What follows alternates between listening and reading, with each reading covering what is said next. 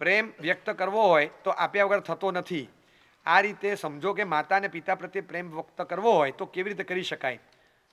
કમાવાનું શરૂ કરીએ ત્યારે ઘરમાં અમે કંઈ નવું લાવીએ, કોઈક વાર હોટલમાં જવાનું કહીએ, કેરલા, હૈદરાબાદ, મનાલી, ક્યાંય પણ જવાનું, ફ્લાઇટમાં જવાનું, એ બધામાં એમની ના હોય છે. તો પછી અમારે વ્યક્ત કઈ રીતે કરવો અમારો પ્રેમ? એટલે તાત્પર્ય છે કે માતા પિતા પ્રત્યે એક અહોભાવ છે અને આપવાથી એ વ્યક્ત થાય છે એવું તમે મને કહો છો. તો હવે અમે એમને શું આપીએ? શું આપીએ? તો એક વસ્તુ છે કે આ ચોક્કસ તમારી જે દુનિયા છે એ પ્રમાણે તમને થાય કે લાવ પપ્પા મમ્મીને એકવાર હોટલમાં લઈ જવું અથવા તેમને હું ફરવા લઈ જવું, હું જે મોજ કરું છું, મજા કરું છું, એવી મજા એકવાર એમને પણ કરાવવું. તો મને એમ થાય કે હું એકલો કે મારા મમ્મી પપ્પાને પણ late them also enjoy there life. બહુ કષ્ટ વેઠે છે મારા માટે, હવે થોડુંક એમને પણ ફેરવું. આવો તમારો ભાવ છે એક રીતે સારો. સમજો કે હવે ધર્મની રુચિવાળા કે આ લખ્યા પ્રમાણે કે એમને ધર્મનો રસ વિશેષ હોય તો આ બધામાં ના પાડતા હોય. તમને એમ થાય કે અમે જો આવું કંઈ આપી જ નથી શકતા તો હવે નથી જ આપી શકતો તો અમે બીજું તો શું કરી શકવાના? તો એ નથી આપી શકતા તો અમે ભગવાન એમને શું આપીએ અને ખુશ થઈએ? અમારા ભાવને વ્યક્ત કેવી રીતે કરીએ? એવી બીજી ઘણી બધી વસ્તુ છે જેનાથી એ ખુશ થઈ શકે. તમે શું કરો તે ખુશ થાય? ખાલી વિચારો. 5 મિનિટ તમે વિચારશો ને, લાંબુ લિસ્ટ બની જશે કે તમે શું કરો જે છોડવામાં તમને કોઈ કષ્ટ નથી પડતું. એવી ચીજ તમે છોડવા પણ તૈયાર થઈ જાઓ છો. એમને કદાચ એ ચીજની જરૂર છે કે નથી એ પછીની વાત, પણ તમે એ વસ્તુથી છોડવા તૈયાર થઈ જાઓ છો. પણ ખરેખર એમને જે જોઈએ છે એ છોડવું અઘરું હોય છે. મને હજી ખ્યાલ છે એક બહુ કલ્યાણકારી હિતસ્વી માતાજી મને કહી ગયેલા બહુ વખત પહેલા, દીકરા માટેની વાત કરેલી. મને કે સાહેબ કોલેજની જિંદગી પૂરી કરીને જસ્ટ બહાર નીકળ્યો છે, સર્કલમાં ફ્રેન્ડ્સમાં બધામાં સારો એગ્રોસ થયો છે, પપ્પા નથી, મારી જવાબદારી પપ્પા મમ્મી બંનેની છે, દીકરાઓને ખૂબ પ્રેમથી સાચવીને બધી જ લિબર્ટીઝ પણ આપું છું, બધું ધ્યાન પણ રાખું છું. પણ સાહેબ એને ખબર નથી કે આ વાતની મને ખબર પડી છે, પણ આઈ સસ્પેક્ટ અને હવે તો મને લગભગ ખાતરી છે મારો દીકરો ક્યાંક કોકની બહુ નજીક આવ્યો છે. મને વ્યક્તિ પ્રત્યે કંઈ નથી, પણ અમારા કુળમાં અમારા સંસ્કારમાં ક્યાંય મેચ થાય એવી એ વ્યક્તિ નથી. મારું મન જરા પણ તૈયાર નથી. અમારા ઘરમાં કોઈ એ વ્યક્તિ પ્રત્યેનો તિરસ્કાર ન હોય, પણ સેટ થવું અઘરું છે બહુ. અને મારા દીકરાને હું આ રીતે હા ન પાડી શકું અને એ જો એ વસ્તુમાં આગળ વધી જાય તો પછી એની લાગણી તોડવી પણ મારા માટે અઘરી છે. શરૂઆત છે તો એ કઈ રીતે છૂટે? એનો લગાવ વધતો જાય છે એવું મને લાગે છે. થોડા સમયથી શરૂ થયું છે, પણ આ જો લાંબુ ચાલે એટલે સાહેબ તમારા સંપર્કમાં છે, ક્યાંક એકાદ વાર એને કહેજો, તમારું માનશે. તમારું મને કે સાહેબ મારું 100% માને, પણ આપનું 100% વધારે માનશે. હું કહું છું તો કદાચ મારો કોઈ સ્વાર્થ છે એવું એને લાગશે. આપનો સ્વાર્થ નહીં દેખાય સાહેબ, અસર આપની થશે સાહેબ. હમણાં કરતાં આની એક તાકાત છે, અસર થશે સાહેબ. એક ઈચ્છા છે.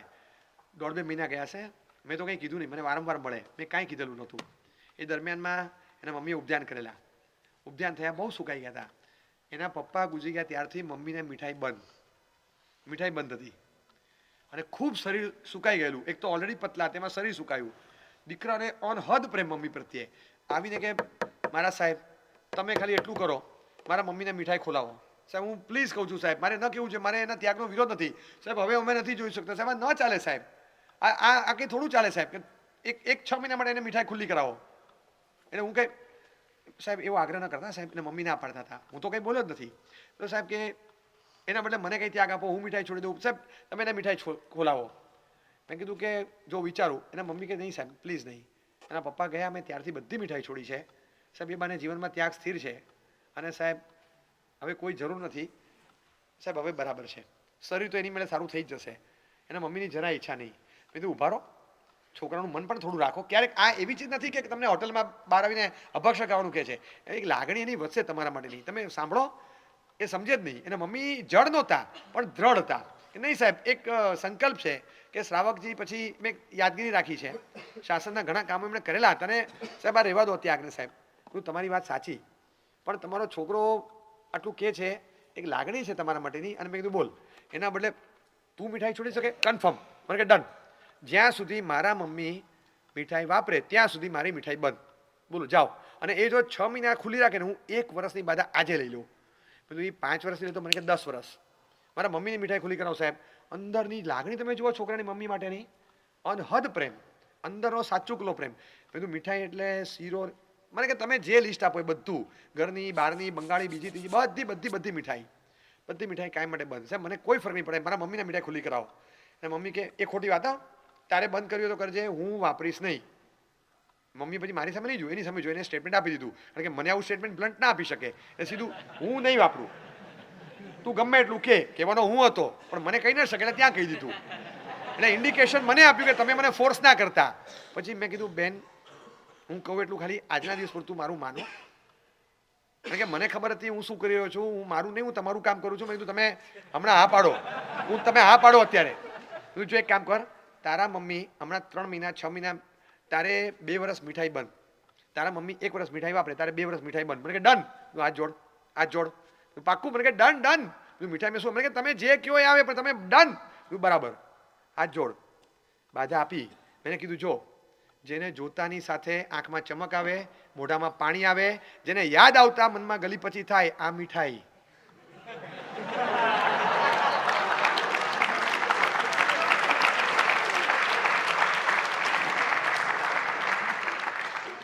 વિચારમાં ચડ્યો. મને કે એટલે તમે શું કહેવા માંગો છો? મને કે જે તું સમજ્યો ને એ જ. મેં કીધું એ જ, જે તું સમજ્યો અને આટલા બધા લોકો સમજી ગયા એ જ મીઠાઈ. મને કે yes I am talking about technical mithai, not practical mithai. You know I am talking about some technical mithai. બસ એ મીઠાઈ બંધ. મને કે તમને તમને કઈ રીતે ખબર? મારા પપ્પા કેવો જ્ઞાની છે, તું માથાકૂટ નહીં કર, ચાલ તું એ ચર્ચા ના કરાવે, ડોન્ટ ગો ઇન ડીપ. કે તમને કઈ રીતે ખબર પડી? તારી મીઠાઈ ગઈ અને તો જ મમ્મી મીઠાઈ વાપરશે. પછી એને મમ્મીને પૂછ્યું બોલો એની મીઠાઈ ગઈ, તમે બરાબર? મને કે ચાલો વાપરીશ. એના મમ્મી જે હર્ષના આંસુ હતા, રડ્યા છે. મને કે થેન્ક યુ મારા સાહેબ. એટલા બધા. જતી વખતે મમ્મી કે મારા સાહેબ what a great effort, no OT, no anaesthesia, surgery હો ગઈ. મને એમ હતું કે મારા સાહેબ તો ભૂલી ગયા લાગે છે એટલા બધા કામમાં. 2 મહિના થઈ ગયા અને તમારા મગજમાં તું. મેં તું મારા મગજમાં તું. I was waiting for the right opportunity to arrive. મને એક તક જોતી હતી. છોકરાને ફોર્સ ન લાગવો જોઈએ. દીકરો સાંજે મને મળ્યો. મેં કીધું સાચું કે છે, તારા મનને દર્દ થયું?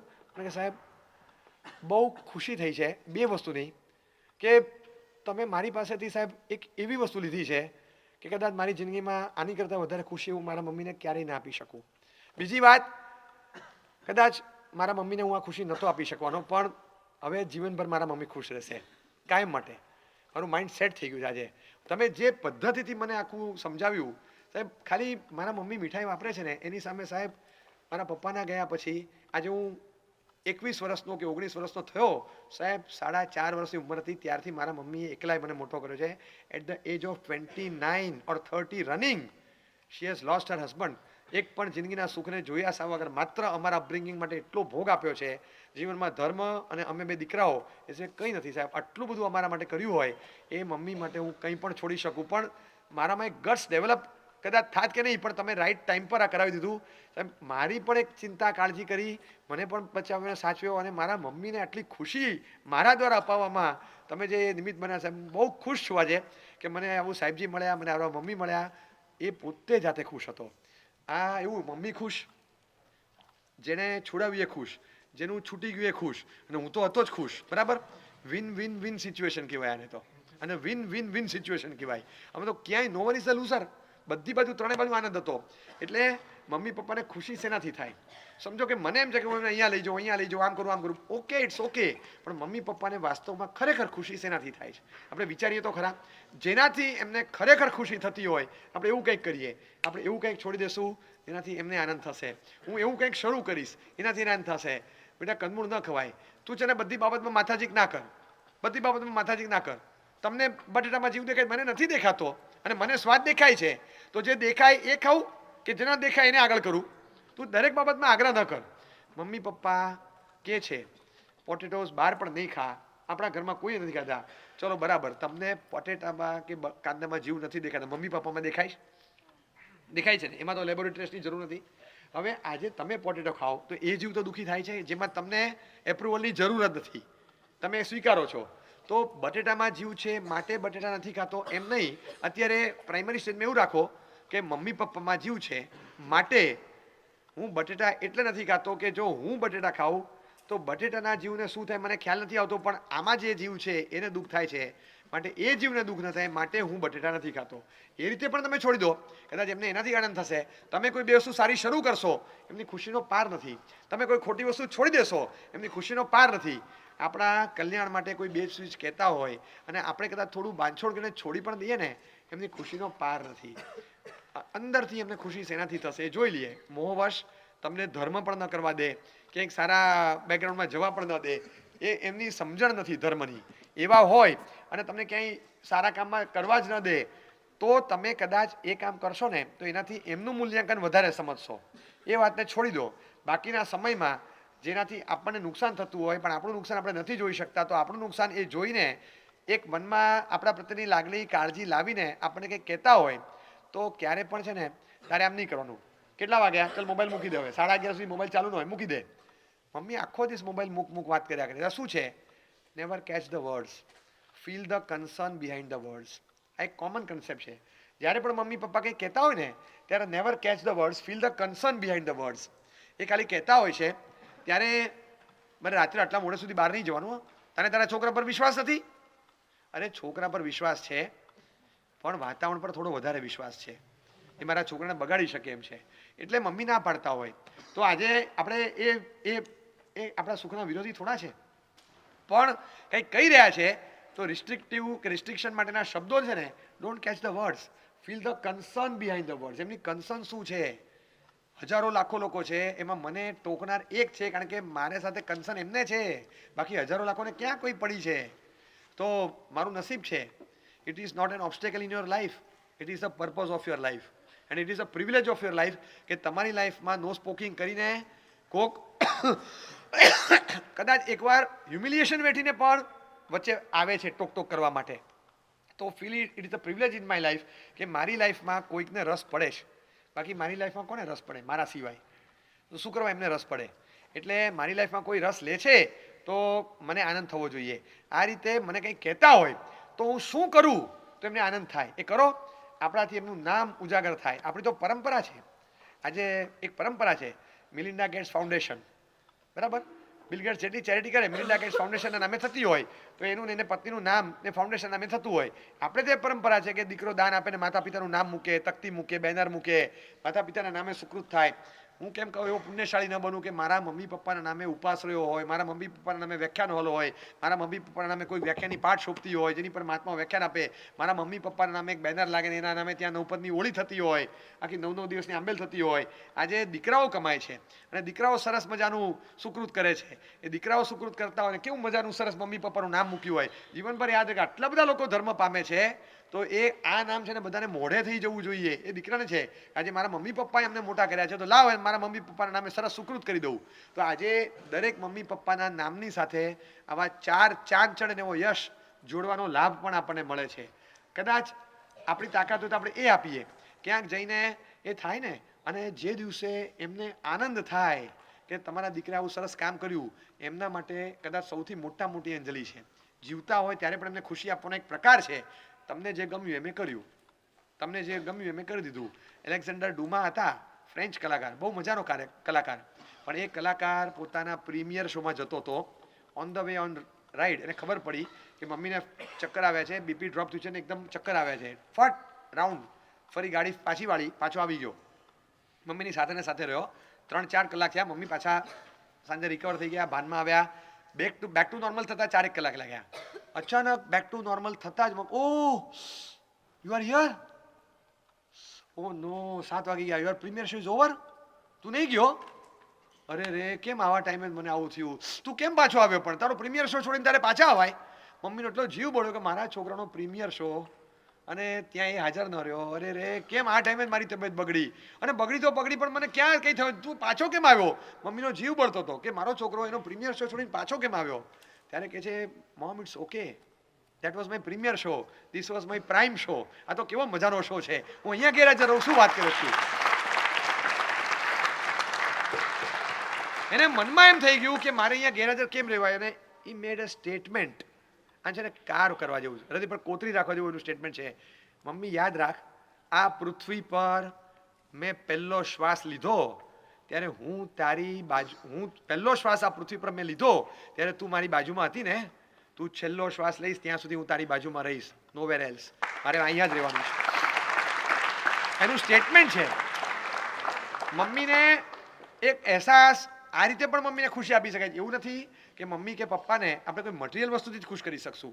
મટીરિયલ વસ્તુથી ખુશ થતો તો ચોક્કસ આપીએ. હા, એમને પૂજાની જોડ ગમતે પૂજાની જોડ આપીએ, એમને પૂજાની પેટી ગમતે પૂજાની પેટી આપીએ, એમને આંગીનો સામાન જોતો એ આપીએ, એમને કોઈક જે ખર્ચો આપણે પૈસા જોતા આપણે એ છૂટ દે, મમ્મી લે આટલા પૈસા તારે જ્યાં વાપરો ત્યાં વાપર, તારે ખુશીથી કેટલા જોઈએ બોલ, દર મહિને થોડા પૈસા આપી દે આપણે કમાતા થયા હોય તો, મમ્મીનું નામ ક્યાંક સરસ રોશન થાય, એમના નામે સુકૃત થાય, એમને જે ગમે એવું ઘણું બધું આપણે કરી શકીએ છીએ. એમના નામે સુકૃત થઈને પણ, એમના નામે આપણા જીવનમાં પાપ છોડીને પણ બધું ઘણું થઈ શકે છે. આ શિલ્પાબેન બેઠા છે, શિબિરના લાભાર્થી છે ને, તપસ્વી છે. એમણે બહુ વર્ષો પહેલા, વર્ષો એટલે આજથી 25 વર્ષ પહેલા આ શિલ્પાબેને 500 આંબેલ કરેલા. દીકરા કૌશલભાઈને ખબર પડી, મમ્મી કમાતા હતા, આજે થોડું વધારે કમાતા હશે, સરસ ઉજવણી કરવી છે, 500 આંબેલની ઉજવણી શું કરી શકાય. અને મમ્મી હું શું કરું, હું શું કરું. દીકરો ધર્મમાં, સાયન્સના ફિલ્ડમાં જવાનું, ફાર્મા કંપની ફોર્મ કરવાની, એટલે પહેલેથી સ્વાભાવિક છે કે ધર્મની શ્રદ્ધા હોય પણ એક્ટિવેશનમાં, એપ્લિકેશનમાં ધર્મ ઓછો રહે. મમ્મીએ કીધું બેટા મને કંઈ જેમાં મને આનંદ થતો હોય ને એવું કંઈક કરજે, બાકી તો તું બધું કરવાનો જ છે, તું કેટલું આમે સરસ કરે છે ને હજી કરીશ, એમાં મને વિશ્વાસ છે, તારા સંસ્કાર છે, પણ કંઈક એવું કરજે કે મને મારા 500 આંબેલ મને કાયમ યાદ રહે, તને કાયમ યાદ રહે.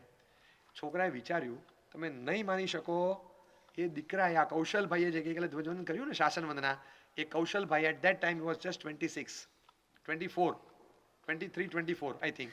અને એ વખતે કૌશલભાઈએ એક પ્રપોઝલ આપી, મમ્મી મેં ક્યારેય જોયા ન હોય એવા 500 નવા દેરાસરમાં દર્શન ચૈત્યવંદન કરું, બોલ ખુશ થઈશ? 500? હા, અને મેં જોયા હોય એવા નહીં, મેં આજુબાજુના જોયેલા છે બધા, અમદાવાદમાં ઘણા ધરણીધર જોયું, આજ હું રહેતો હોઉં અહીંયા, એમાં તો 50 મેં જોયેલા હોય, મેં જોયા ન હોય એવા 500 જિનાલયમાં દર્શન ચૈત્ય. મમ્મી ખુશ થઈશ? પૂજા થાય તો કરીશ, પણ આટલું કરીશ. મમ્મી ખુશ, અરે વાહ બેટા શું કમાલ કરી. મેં પછી એમને પૂછ્યું, કીધું તમે કઈ રીતે કર્યા? મને કહે સાહેબ પોળ વિસ્તારના ઘણા બાકી હતા, મેં દિવસો સુધી પોળમાં બધા દર્શન કર્યા. સાંભળજો, પછી સાહેબ 5 દિવસનો સમય લઈને હું પાટણ ગયો અને ત્યાં મને 90 દેરાસર મળ્યા, મેં ત્યાં 90 દેરાસરમાં દર્શન કર્યા. પછી થોડો સમય બ્રેક લઈ પછી પાછો સમય આવ્યો, હું 4-5 દિવસ કાઢીને ખંભાત ગયો, ત્યાં ખંભાતમાં મેં 75 દેરાસર કર્યા. શું વાત કરી? હા સાહેબ. પછી મને મન થયું હું સુરત ગયો તો મેં સુરતમાં એટલા દેરાસર કર્યા. સાહેબ એક સાથે ન મળતું હું 500 કેવી રીતે પૂરા કરું, પણ સમય કાઢીને એવા દેરાસર કે મેં ક્યારેય જોયા ન હોય અને લગભગ ક્યારેય જોવાના આવે નહીં, ત્યાં જઈને દર્શન કરું.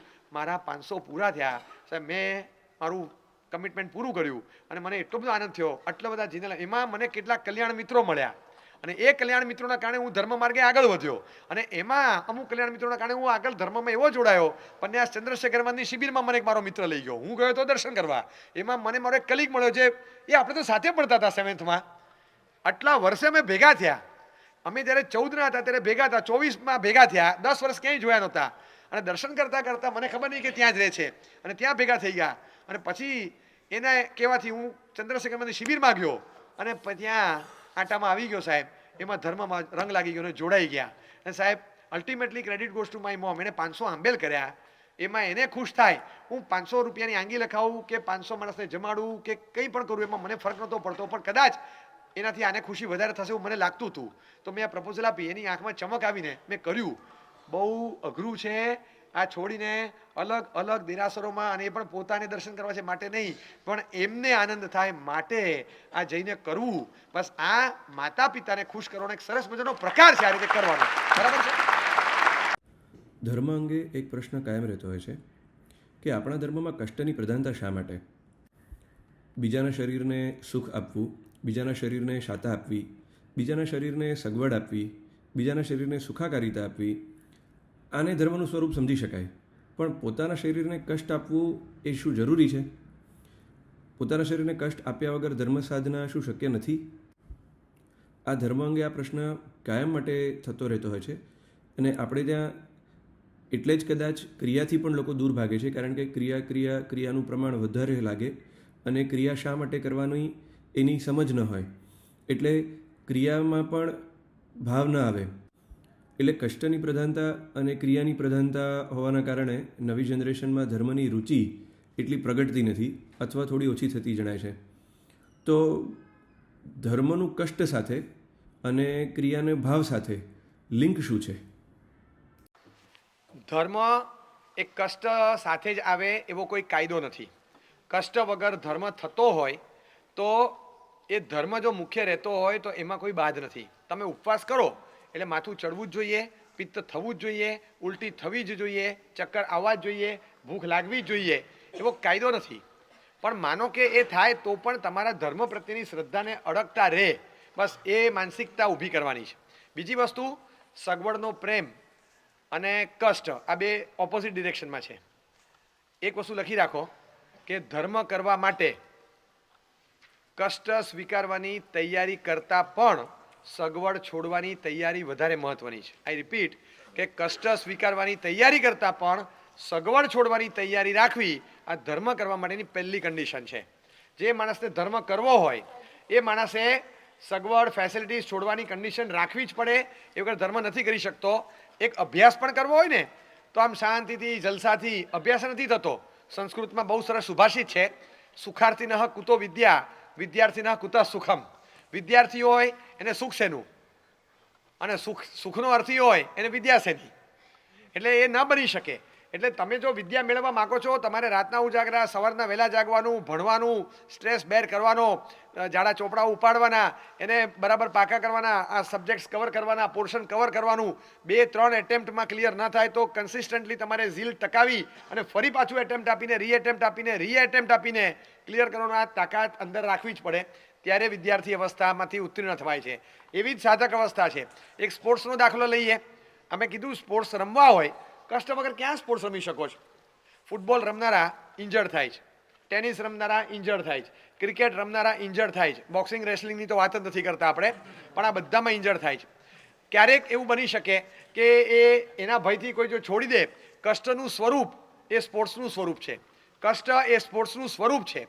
તમે કષ્ટ કાઢી નાખો તો સ્પોર્ટ્સ જેવું કંઈ રહેતું જ નથી. એટલે કષ્ટને કાઢ્યા પછી સ્પોર્ટ્સ રહેતો નથી. આખી જાત ઘસડવી પડે, હાથ પગ છોલવા પડે, બધું જ થતું હોય છે. એક કેચ પકડવા ગયા એમાં આંગળી વળી ગઈ તો અંગૂઠો ભાંગી જાય. એક કેચ પકડવા ગયા અને ઉપરથી પડ્યા એમાં પગ ભાંગી ગયો તો કેન વિલિયમસનને આખી સિઝન આઈપીએલમાંથી બહાર રહેવું પડ્યું હતું. આવું બધું બનતું હોય છે કે એ હવે આપણે પછી વિચારી ગયા એની કરતાં એક કેચ જવા દીધો હોત તો એ પછી કેટલા કેચ પકડી શક્યો હોત. હવે એવી ચર્ચા ન કરાય, એવો તર્ક ન કરાય. એ જાનની બાજી લગાવી દેતા હોય છે. તમે કષ્ટનું સ્વરૂપ કાઢી નાખો તો સ્પોર્ટ્સ રહે નહીં. એટલે સ્પોર્ટ્સને ટકાવવા માટે, સ્પોર્ટ્સનું સ્વરૂપ જાળવી રાખવા માટે કષ્ટ હોવું જરૂરી છે. કષ્ટ કાઢો તો સ્પોર્ટ્સ જેવું ક્યાં રહે? એમ જ સાધનાનું સ્વરૂપ છે કે જેમાં કષ્ટ ઇનબિલ્ટ આવશે કદાચ થોડું, પણ એ સાધનાનું એવું સ્વરૂપ જ છે, એનું લેઆઉટ જ એવું છે. હવે એ તમે કાઢી નાખો તો સાધના જેવું કંઈ રહે નહીં. ફેસિલિટી સાથેનો સ્પોર્ટ્સ નથી એમ ફેસિલિટી સાથેની સાધના પણ નથી. સાહેબ, આમ અત્યારે ઓનલાઈન પણ રમનારા બહુ બધા વધી ગયા છે અને જોનારા પણ વધી ગયા છે અને ઇન્ડસ્ટ્રી વધી ગઈ છે. એકદમ સાચી વાત છે. હું તમને હજી એ જ કહું છું કે ઓનલાઈન રમનારા વધી ગયા છે. એને શું કહેવાય? સ્પોર્ટ્સ ઇન્ડસ્ટ્રી કહેવાય કે ગેમિંગ ઇન્ડસ્ટ્રી કહેવાય? There is a difference between sports and games. બરાબર છે? સ્પોર્ટ્સ અલગ છે, ગેમ્સ અલગ છે. હા, ઈ સ્પોર્ટ્સ કહેવાય છે. અરે તમે ઈ લગાડીને તો બધું લગાડી શકો છો. હા, હું એમ કહું છું કે ઈ લગન થાય કે નહીં? ઈ લગન પણ એમાં મજા ના આવે ને. ઈ લગન, ઈ રિલેશનશિપ બધા જ તમે લગાડો તો દુનિયા આખી ઈ લગાડીને બધું જ ચાલે જ પછી. એટલે એવી રીતે નથી થતું. એ સ્પોર્ટ્સ ખરેખર નથી. સ્પોર્ટ્સ એ છે જે ઢસડવાથી, ઘસડવાથી ને રગડાવાથી થતું હોય. એ તો થાય જ. સ્પોર્ટ્સ સવારથી સાંજ તમે રમો અને તમારા કપડાં મેલા ના થાય, હું તમે સ્પોર્ટ્સ રમ્યા? ધૂળધાણી થઈ જાય. સવારથી તમારે મસાજ કરવું પડે ને, પગને ગોટલા ઉતારવા પડે ને, હાથ પગ સરખા કરવા પડે ને, કેટલું કરતા હોય છે આ લોકો. ફિટનેસ ટકાવવા માટે ખાલી યોયો ટેસ્ટ આપે છે. તમે જુઓ ભૂકા કાઢીના કેવી ટેસ્ટ હોય છે. એ ટેસ્ટ આપી કઈ સહેલી વાત નથી. એવી રીતે શરીરને કષ્ટ આપીને સ્પોર્ટ્સ શક્ય જ નથી. અને જે છે એ ઇન્ડસ્ટ્રી વધી છે ને, એ કેવી રીતે વધી? સ્પોર્ટ્સની રુચિ છે પણ કષ્ટની રુચિ નથી. શરીરને પંપાળતા સ્પોર્ટ્સ રમવું છે એવા કોઈ નબીરાના મગજમાંથી આ ઇન્ડોર ગેમ્સ તૈયાર થઈ. ઇન્ડોર ગેમ્સ આવી ગઈ તો ચલો ઇન્ડોર ગેમ્સ ચાલી, એની ઇન્ડસ્ટ્રી મોટી થઈ, બધું ચાલુ થયું, પણ that is a game. A gaming zone છે. એ સ્પોર્ટ્સ નથી. સ્પોર્ટ્સ માટે તમારે મોટા મેદાન, હાથ પગ ઘસવાની તૈયારી, તત્પરતા, ફિઝિકલ ફિટનેસ બધું જ હોય. ઇન્ડોર ગેમ્સ તો 85 વર્ષે રમી શકાય છે. એમાં ક્યાં તમારે ફિઝિકલ ફિટનેસની સાથે લેવા દેવા છે? પથારીમાં સુતા રમી શકાય છે. આંગળીના ટેરવે રમવું છે ને, એમાં ક્યાં કંઈ જરૂરી છે?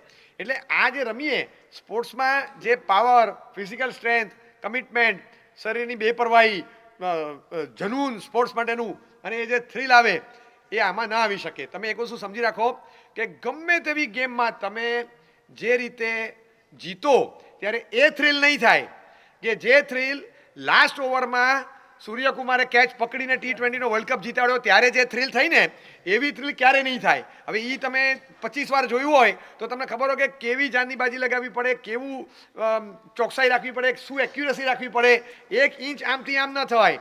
જે સમયે બોલ હાથમાંથી ઉડી જવો જોઈએ ઉડી જ જવો જોઈએ, અને પાછો આવવો જ જોઈએ તો આવવો જ જોઈએ. તો એ જમ્પ આમ મારવાનો અને પાછો આમ મારવાનો, આ બધું ફિઝિકલ ગેમ છે. આ તમે ઇન્ડોર રમો ને, એમાં હાર જીત કદાચ થઈ શકે, પણ તમને આ થ્રિલનો અનુભવ પણ નહીં થાય, જે સ્પોર્ટ્સનું સ્વરૂપ અને લક્ષણ છે. સ્પોર્ટ્સની સાથે કષ્ટ આવશે જ, એ તૈયારી રાખવાની.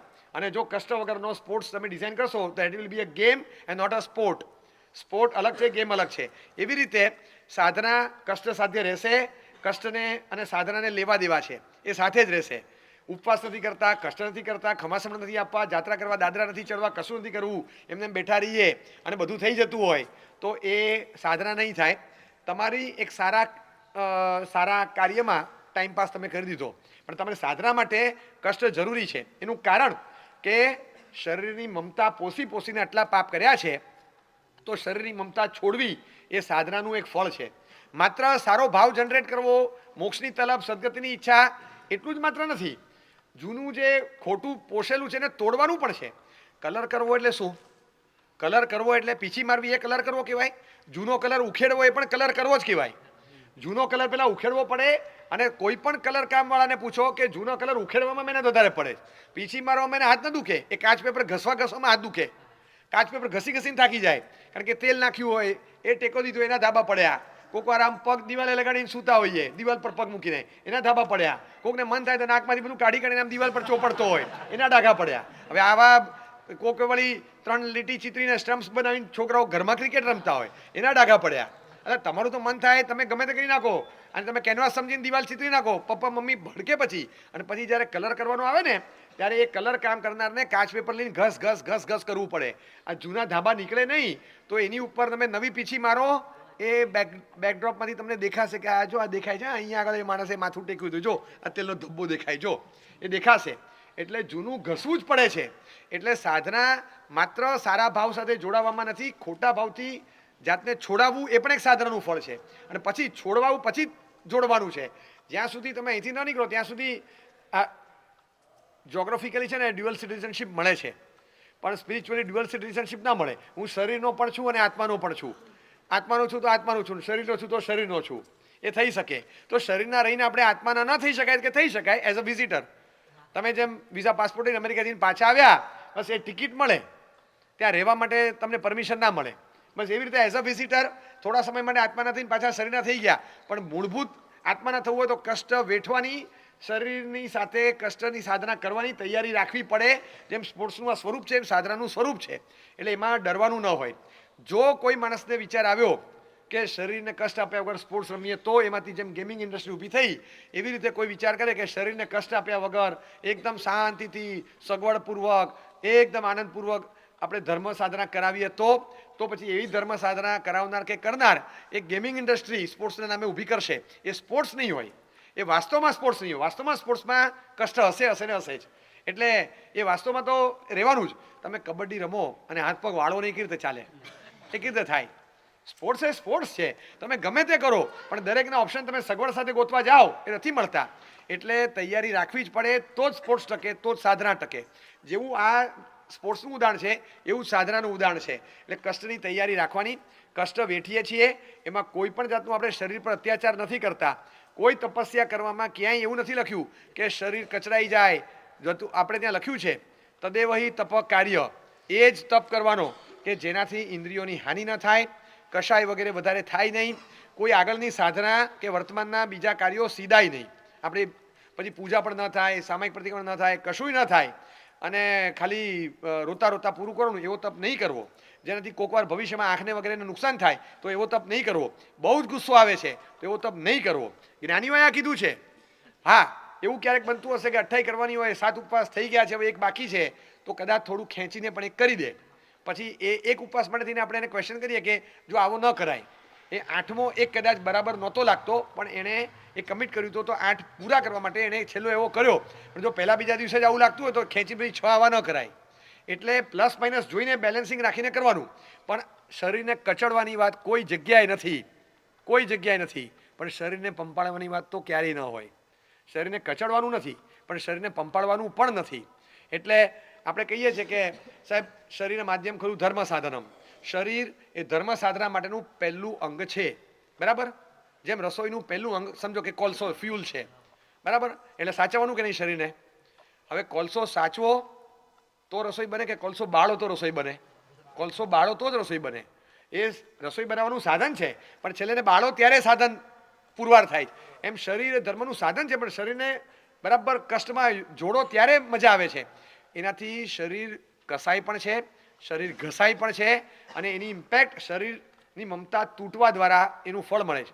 શરીરની મમતા તૂટે આ નાનું ફળ નથી, એ મોક્ષમાં જતા પહેલાં મળેલો મોક્ષ છે. મોક્ષમાં જતા પહેલાં મળેલો મોક્ષ એટલે શરીરની મમતાનો ત્યાગ. આ તો અહીં બેઠા બેઠા મોક્ષની પ્રાપ્તિ જેવું દેખાય. શરીર છૂટે એ મોક્ષ, શરીરની મમતા છૂટે ને એ મોક્ષની તળેટી કહેવાય. બસ આ બહુ મોટું ફળ છે. તો એ સાધનાનું એક પ્રારંભિક ફળ મેળવવા માટે શરીરનું કષ્ટ વેઠવાની તૈયારી, તત્પરતા રાખવાની, એમાં જરાય ચિંતા નહીં કરવાની. માનસિક રીતે આપણે જડબે સલાક રહેવાનું અને એનાથી કષ્ટની સાધના થતી હોય એની જરાય ચિંતા દરકાર ન હોય. મહાપુરુષો સાધના કરતા હતા શરીરની લાપરવાહીથી નહીં પણ શરીરની વધારે પડતી ચિંતા કરીને આત્મા ગૌણ ન થાય એનું ધ્યાન રાખતા હતા. એટલે એકવાર તમે જે આટા માર્યા હોય ક્લોકવાઇઝ તો એને ખોલવા માટે એન્ટી ક્લોકવાઇઝ જેમ આખું આટા ખોલવા પડે છે સ્પ્રિંગના, એવી રીતે શરીરની મમતા પોષી પોષીને એટલા બધા આપણે આટા મારેલા છે કે કષ્ટની સાધના દ્વારા એન્ટી ક્લોકવાઇઝ આપણે એને રિવર્સમાં ઘુમાવીએ ત્યારે આત્મા પોતાના સ્થાનમાં પોતાના સ્વરૂપમાં સ્થિર થઈ શકે. એટલે સાધના કરનારે એ રીતે સાધના કરવાની. શરીર એ હું નથી, શરીર એ સાધન છે. સાધનનો ઉપયોગ કરો તો સાધન કામનું, સાધનને રાખી મૂકો તો સાધન કામનું નહીં. મારી પાસે બાઇક છે, રાખી મૂકવાથી શું મતલબ? રાખી મૂકવાથી શું મતલબ? કોઈ માણસ પકડાયો, એને પૂછ્યું કે શું થયું, તો કે અરે મને ચપ્પુ બતાવીને બધું ચોરી ગયા. તને ચપ્પુ બતાવીને બધું ચોરી ગયા? તો કે હા, પણ તારી પાસે નાની ગન હતી ને? તો કે આપણે એ બતાડું નહીં, એ લઈ જાય તો? એટલે ભાઈ ગન કાઢી નહીં. તો હવે ગન એના માટે કાઢવાની, શેના માટે કાઢવાની હતી? એ ટાઈમે તો કાઢવાની હતી. એ ટાઈમે ગન ન કાઢે તો ગન રાખવાનો મતલબ નથી. એટલે ધાર કાઢવાની હોય ત્યારે ધાર કાઢી લેવાની. શરીરની ધાર કાઢીને શરીર સહન કરવા માટે છે. અને બીજી વાત, તમે એમ માનો છો કે શરીરને સહન કરવાથી શરીરને નુકસાન થાય? શરીર સહન કરે છે એનાથી શરીર કસાય છે. શરીર ખાલી ઘસાતું નથી, શરીર કસાય છે. તમે જુઓ તો હું તમને ચેલેન્જ આપું, સાધુ ભગવંતો 35-32 કિલોમીટર એટ અ સ્ટ્રેચ કદાચ ચાલી જશે. એથ્લેટ નથી ચાલી શકતા 30-32 કિલોમીટર, એને એનર્જી ડ્રિંક હાથમાં રાખવું પડે. અને અમારે 24 ઉપવાસ હોય અને સવારના નીકળેલા સાંજે મહાત્મા 32 કિલોમીટર ચાલીને પહોંચી જાય. એનર્જી ડ્રિંક નહીં, સાદું ઉકળેલું પાણીના 2 ગ્લાસ નથી વાપરતા. આ ફિટનેસ વર્લ્ડમાં કોઈની પાસે નહીં હોય. 30-35-40 કિલોમીટર એટ અ સ્ટ્રેચ ચાલવું, પાણીનું ટીપું લીધા વગર, એનર્જી ડ્રિંક નહીં, સ્પોર્ટ્સ શૂઝ પહેર્યા વગર, ખુલ્લા પગે, અને એ પણ પાછા તડકાના દિવસોમાં, એ પણ પાછા જોગિંગ ટ્રેક પર નહીં, કાંકરાવાળા રસ્તા પર, હાઈવે પર. આ રીતે સેંકડો સાધુ સાધ્વી ચાલે છે, એક નહીં. અને આ કોઈ કરે છે, તમે એને જુઓ તો ખબર પડે. રેકોર્ડ બુકમાં સ્થાન મેળવનાર કોઈ આ કન્સિસ્ટન્સી સાથે આવું નહીં ચાલી શકે. તમે ઉતારો મેદાનમાં સાધુને, આટલું વજન ઉપાડી, ગોચરીનું વજન કેટલું હોય ને, તમે એકવાર જોડી પાત્રા તરફણી 6-7 જણની એકાસરની ગોચરી લીધી, બધું લઈ અને 22માં માળે ગોચરી વરવા ગયા, ત્યાંથી પાછા નીચે ઉતર્યા. એને 2 થેલીમાં ભરીને આપો એટલે ચડ 22 માળ. એથ્લેટ નહીં ચડી શકે. આ ફિટનેસ સાધુ પાસે છે કારણ કે કષ્ટની સાધનાથી જીવે છે અને કષ્ટને રોજિંદી પ્રેક્ટિસ રૂટીન લાઈફમાં અપનાવીને બેઠા છે. એટલે આ ફિટનેસ એમની ટકે છે. એટલે જીવનમાં શારીરિક ફિટનેસ પણ એની જ ટકે છે જે કષ્ટથી જિંદગીમાં આગળ વધતો હોય. કષ્ટ સહન કરવાની ના પાડે એ ફિટનેસની પણ ના પાડે છે. એટલે સ્પિરિચ્યુઅલી આધ્યાત્મિક દ્રષ્ટિએ તો લાભ છે જ, પણ શરીરને ટકાવવાનો પણ આ જ લાભ છે. જ્યાં જ્યાં કષ્ટ જીવનમાંથી ગાયબ થયું ને ત્યાં શ્રમને તમે જાકારો આપ્યો.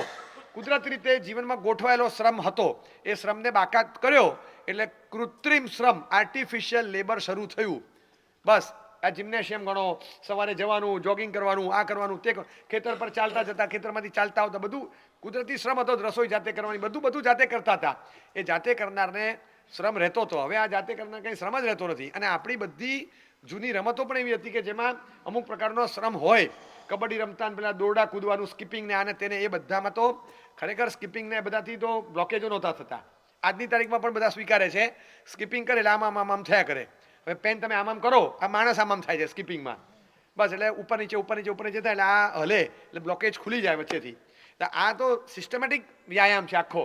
તો આ કુદરતી રીતે જે શ્રમ હતો એ શ્રમ ગયો અને એની જગ્યાએ પછી ધીમે ધીમે ચરબી અને ચરબીની સારે રોગો શરીરમાં જમા થતા ગયા. એટલે જેટલું કષ્ટ સહન કરીએ છીએ એ કષ્ટ શરીરની માટે એક પ્રકારની તાકાત આપનારું, શરીરને ફિટ રાખનારું, શરીરને ટકાવવાનું અને શરીરને જાળવવાનું કામ કરી આપે છે. બીજી બાજુ આત્માની સાથે સાધના કરનારને જોડાણ મળે છે. એટલે જે રીતે કષ્ટ સહન કરવાનું આવે તો એને છોડીને સાધના ન થાય. તમે એને છોડીને કષ્ટ વગર સગવડ સાથેની સાધનાનો ઢાંચો તૈયાર કરો તો પછી એ સ્પોર્ટ્સ નહીં હોય, એ ગેમ હશે. એ સાધના નહીં હોય, સાધનાના નામે બીજું કંઈક હશે. ખરી સાધના એ છે કે શુભ ભાવ જનરેટ થાય, એમ શરીરની સાથે મમતાનો ભાવ જે જોડાયો છે ને એ તૂટે. દેહની મમતા તૂટે એ સાધનાનું પહેલું ફળ છે. આત્માનું સ્વરૂપ આમ અંદરથી પ્રગટ થાય અને ત્યાં મન જોડાય. પણ આ તો તૂટવું જોઈએ ને. જ્યાં સુધી તમે અહીંથી નીકળતા નથી ત્યાં સુધી અહીંથી ચોંટતા પણ નથી બીજી કોઈ જગ્યાએ. એટલે એકવાર અહીંથી નીકળવું જરૂરી છે.